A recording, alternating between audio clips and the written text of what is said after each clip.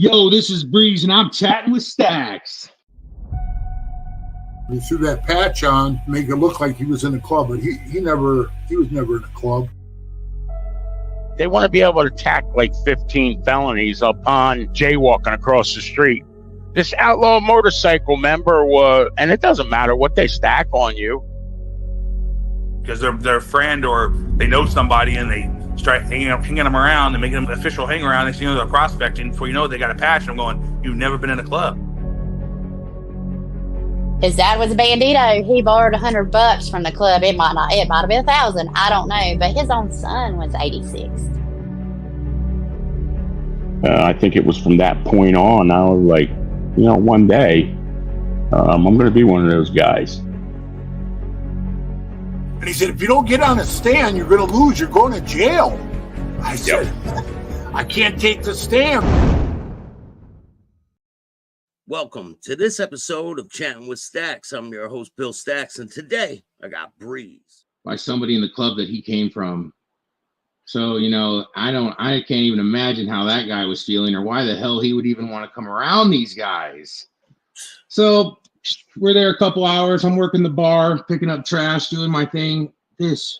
I'm 6'3", 350-pound buzzsaw. This dude comes in about same size as me, fresh out of prison, scary as they come member, dude, like just terrifying. Storming in. You could tell this guy's about to fuck somebody up. He comes first. I'm like one of the biggest guys there. He comes straight up to me, grabs my hand. Hey, did you used to be from that club? I said, hell no. And he said, good. Next, he went around to every person that he didn't recognize there until he grabbed that dude. And the dude answered yes. He one punch knocked him out and started jumping up and down on his head with riding boots on. It looked like it popped like a grape. There was a bucket of blood and teeth on the floor. This guy's head was about this big, bleeding out of his ears and his eyes. I thought, this dude is cooked, right? Yeah. What do they do? Prospect, clean this up. Clean this up. Get this dude out of here. Oh, no. So I'm like, man. They make us take off with this dude. Two of us got to take this guy to a hotel. And I'm going, now I'm sitting in here in this room watching this guy die. And I got this other guy that I don't trust or know in here. If this one goes, I'm going to have to take that one and hide both of these bodies. Something, right? So I'm paranoid, man. And I got to fight the next day. We're driving down to my fight. And this happens the night before. So I'm thinking, man, is this what's going to happen to me tomorrow? I'm already halfway here, and I ain't going to turn around now. Is he hurt really bad, the guy that's with you guys?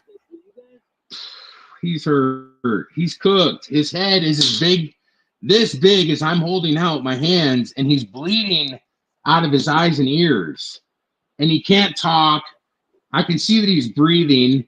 And I got him propped up in a bed.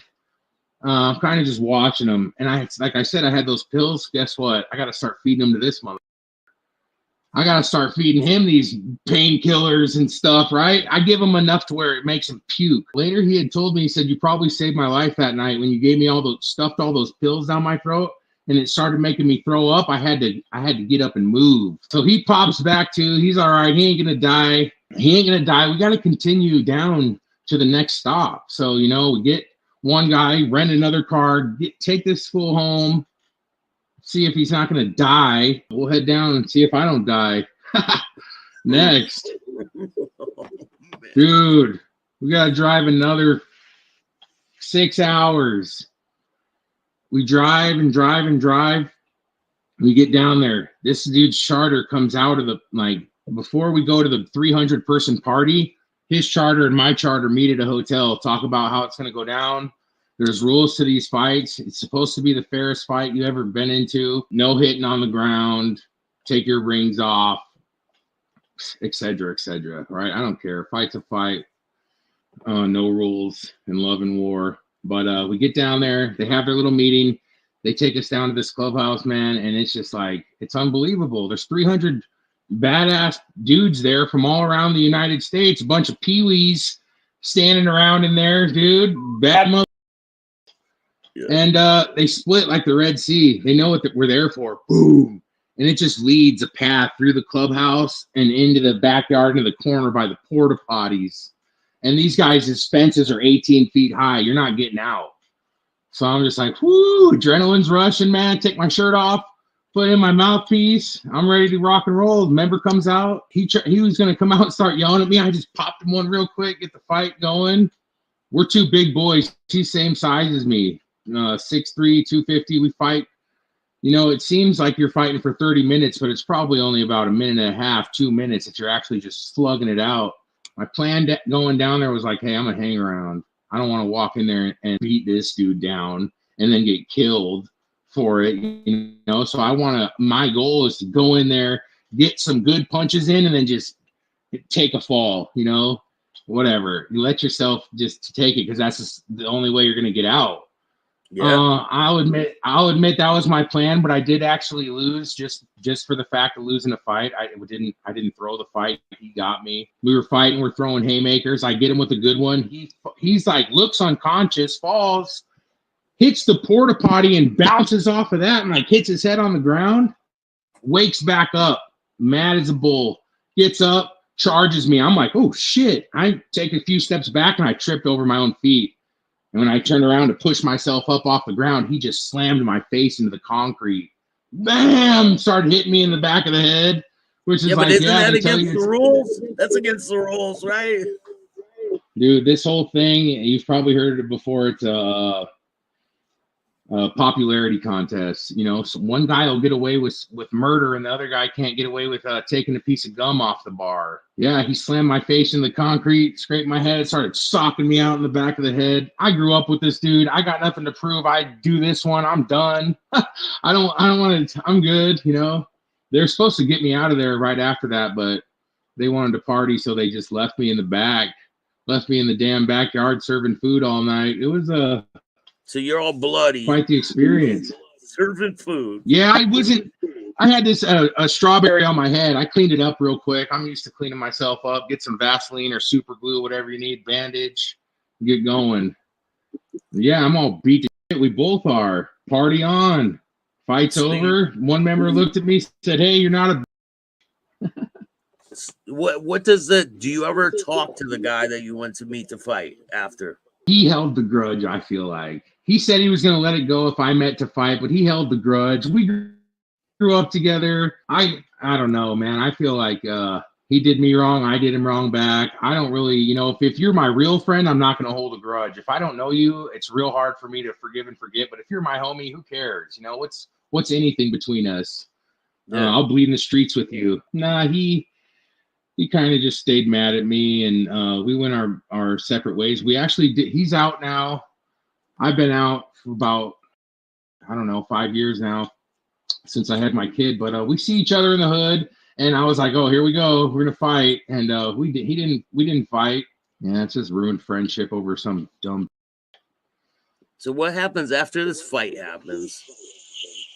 How are the members that are there treating you? Half and half. One tells me, hey, you need to come back in 2 weeks and try that again. You almost had him. You know, other ones are fucking snarling at me, you know, wanting to jump my ass just for the fact that I'm somebody they don't know that fought somebody they know down there. Kind of half and half, because I grew up down there too, so I know a handful of them, and it's just it could have gone either way, man. I think my lucky stars. For many stories like that I'm still here. If you would have won, it probably would have went way different. If I would have won, I feel like the circle would have just closed in on me. I did go in with a plan to lose, but I feel like, you know, during a fight, I wasn't thinking about any of that. I just went back to my old self, and we're brawling. So he got me. I'm more of a barroom brawler, just crazy fighter with less training. I have a little training, but I'm just a big idiot with some power. So when after you leave there, what about the guy that got his head pumpkined up? Did he go to the hospital and all that? Yeah, he's on his way up. While I'm going through all that, on my way down to go do that, they're getting him back up to the Pacific Northwest so he can go see a doctor. And I think that guy actually stayed around a little bit after that. And the next time I seen him, I'm like, what is wrong with you? Get out of here. Do you want that to happen wherever you go? You know, you kind of made your choice when you were with that other team or whatever. You know, it didn't work out. Get the hell out of here. He stuck around until, you know, probably I want to say like a month after that. And then something happened. It must have just finally clicked in his head when he's fully healed.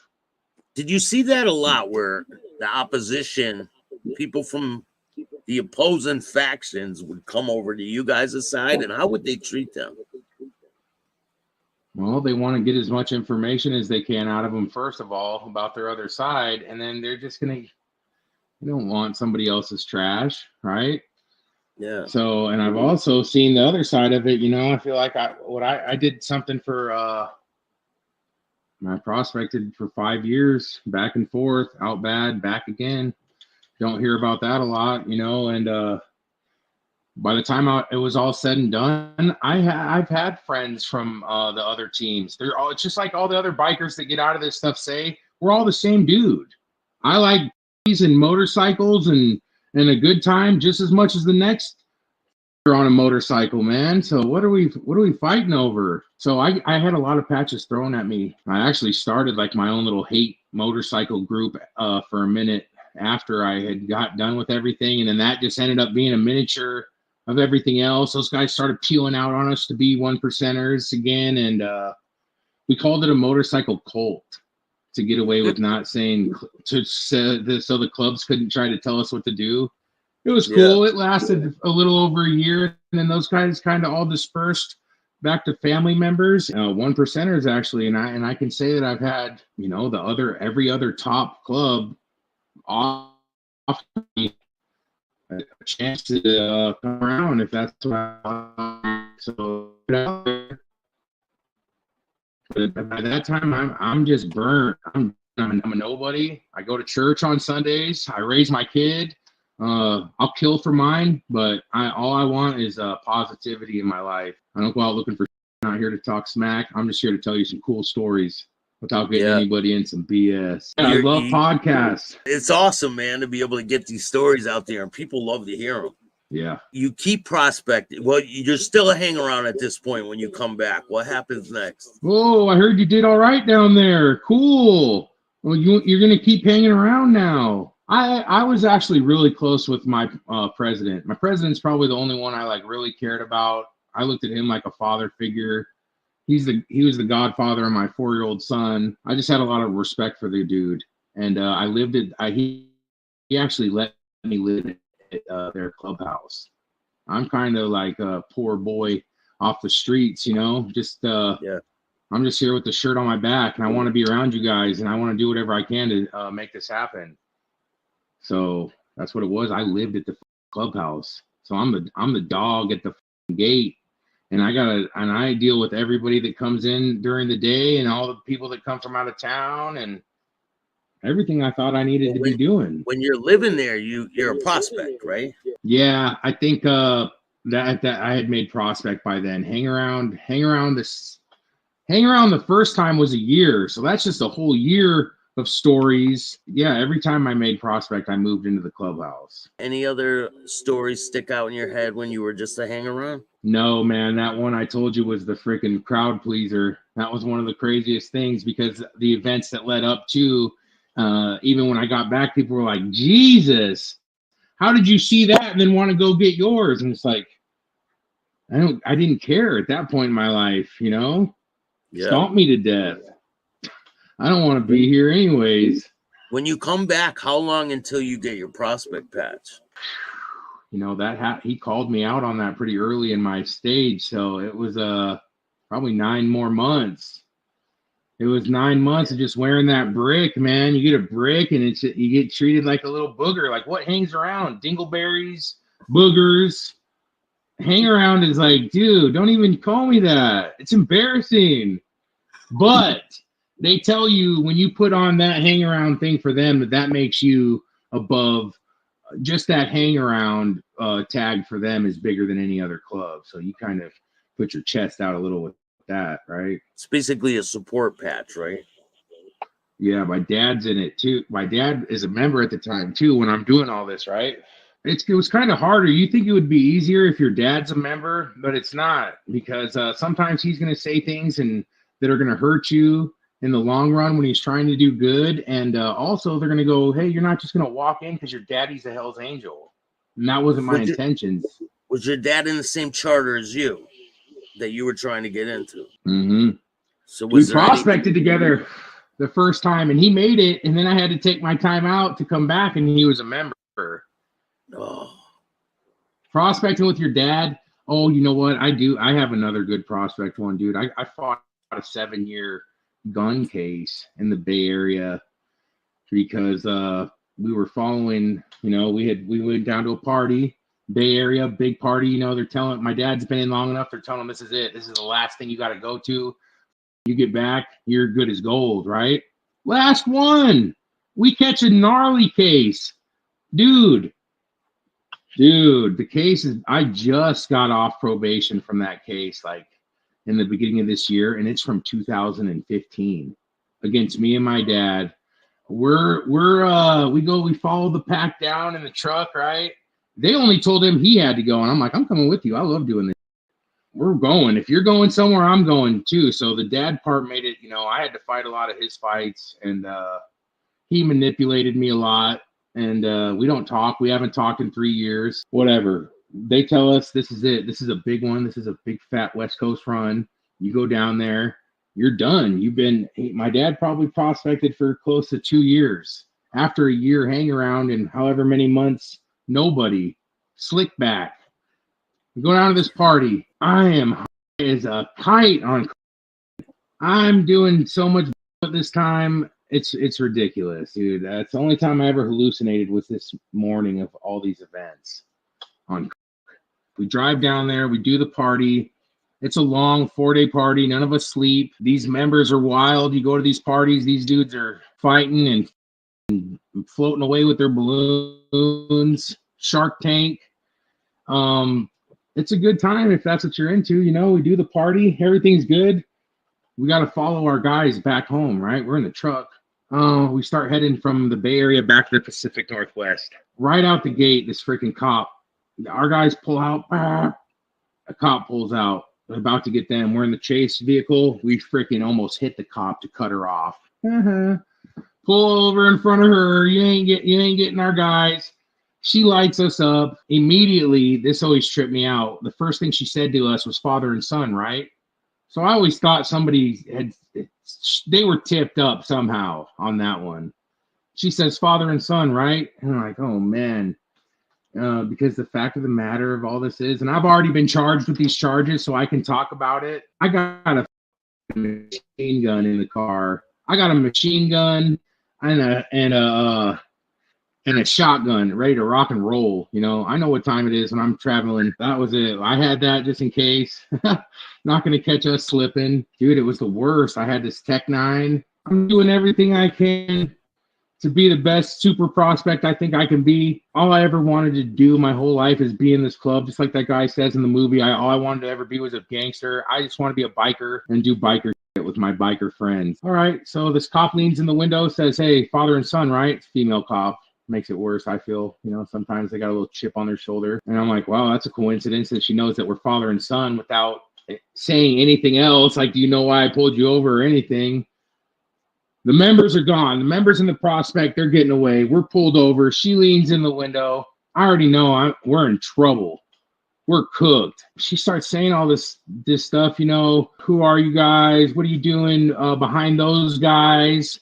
And I'm not saying anything. And it gets to the point where she I smell weed. I smell weed in the vehicle. You guys consent to a search? And I was like, hell no. You ain't searching anything, right? I'm not letting you search. Not with what I got in here.